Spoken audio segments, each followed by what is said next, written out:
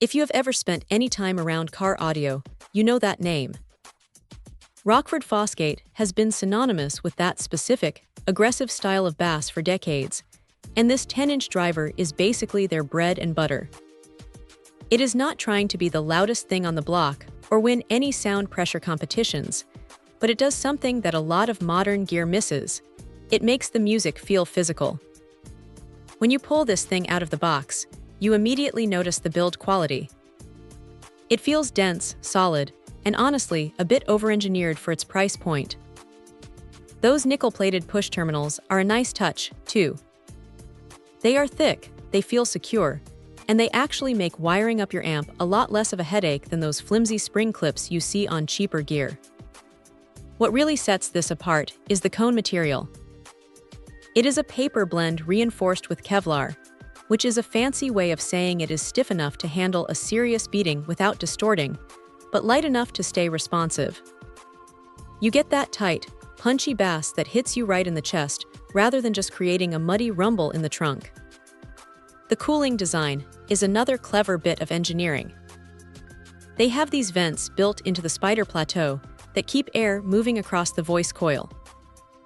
It sounds like a small detail, but it is the reason this thing can run for hours on a hot summer day without smelling like burning electronics. Now, here is the reality of the situation. It is rated for 300 watts RMS, which is a very honest number. Do not go trying to throw a massive monoblock at it and expect it to survive. It is designed to be efficient, not to be a power hog. If you pair it with a decent, clean amplifier, it sings. But if you are looking for that window-shattering, neighborhood-waking bass, you are going to need more than one of these. It is a 10-inch sub, so it has its limits.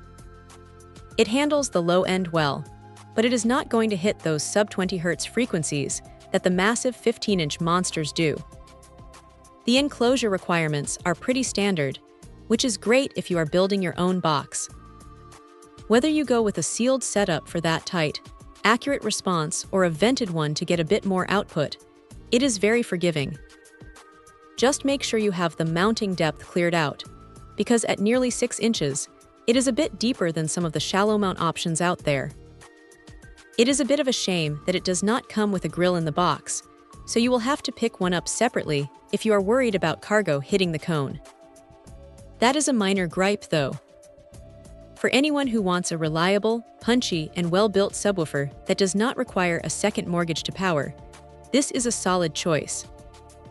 It is not flashy, it is not trying to reinvent the wheel, but it does exactly what it says on the box, and it does it with a level of consistency that is getting harder to find these days.